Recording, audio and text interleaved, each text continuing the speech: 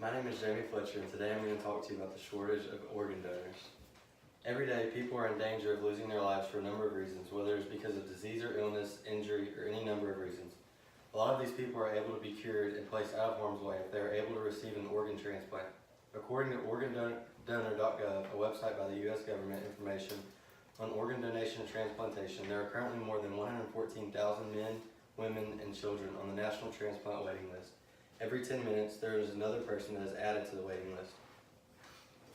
This immense amount of people on the transplant waiting list grows every year. However, there were only 34,770 transplants performed in 2017.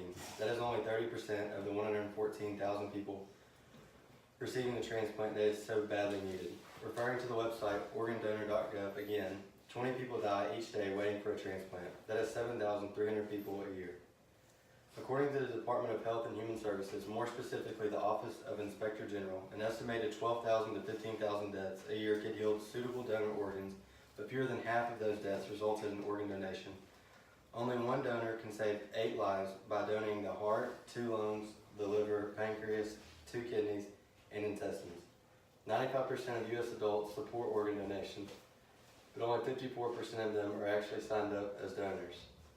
Organ donations can save lives and restore health, but the supply of human organs falls far short of the demand. As a result, medical professionals must make difficult ethical decisions in obtaining human organs and assigning them to people in need of transplants.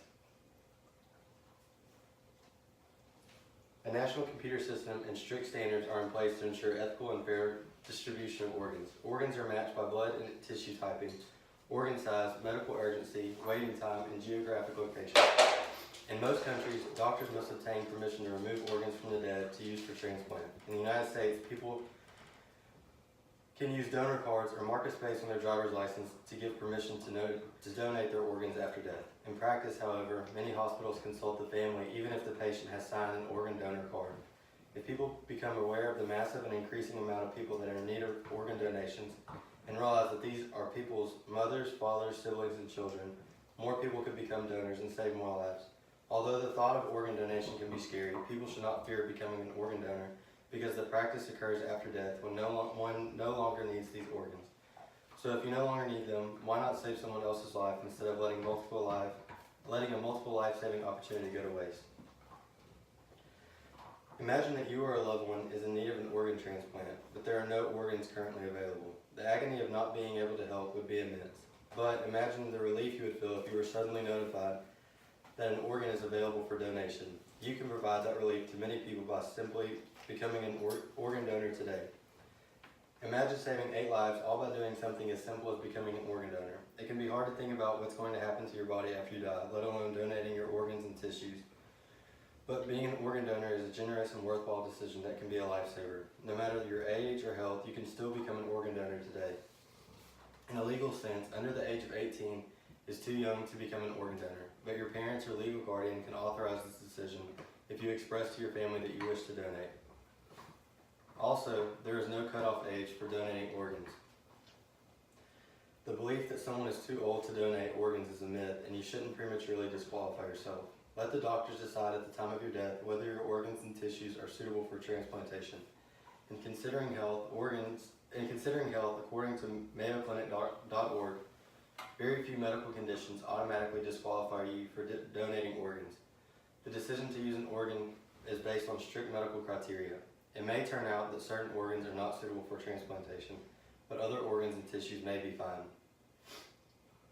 When including tissues and other organs that were not previously mentioned that are able to be donated, by donating your organs after you die, you can save or improve as many as 50 lives. Many families say that knowing their loved one helped save another person's life or multiple lives help them cope with their loss.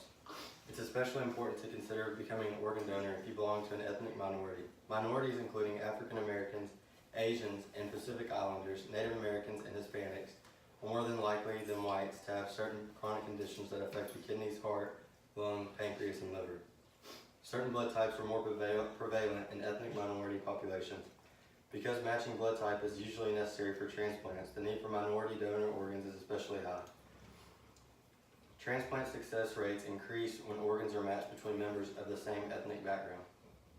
Becoming an organ donor is easy. You can indicate that you want to be a donor in the following ways. 1. Register with the National Donate Life Registry. This ensures that your donor registration travels with you no matter where you live or move across the country. You can register online at registerme.org, or if you have an iPhone, you can register through the Help app. Registrations submitted via iPhone go directly to the National Donate Life Registry. 2. Designate your choice on your driver's license. Do this when you obtain or renew your license. And 3. Tell your family. Make sure your family knows your wishes regarding donation. The best way to ensure that your wishes are carried out is to register with the National Registry and have a donor designation on your driver's license and state ID. You may include your wishes in your living will if you have one, but that might not be immediately available at the time of your death. If you have designated someone to make healthcare decisions for you, if you become unable to do so, make sure that person knows that you want to become an organ donor. It is also very important to tell your family that you want to be a donor. Hospitals seek consent from the next of kin before removing organs, although this is not required if you're registered with the National Donate Life Registry or have donor designation on your driver's license or state ID card. In conclusion, the massive organ donation shortage is a very serious issue and can be easily solved with everyone's participation. By signing up to be an organ donor, you help change the lives of not only the people who are in need of a donation, but their family and loved ones as well. Being an organ donor helps you to become part of something bigger than yourself and is very easy to do. Sign up today so that we can get one step closer to filling the huge gap between needed donations and the donations that are received every year.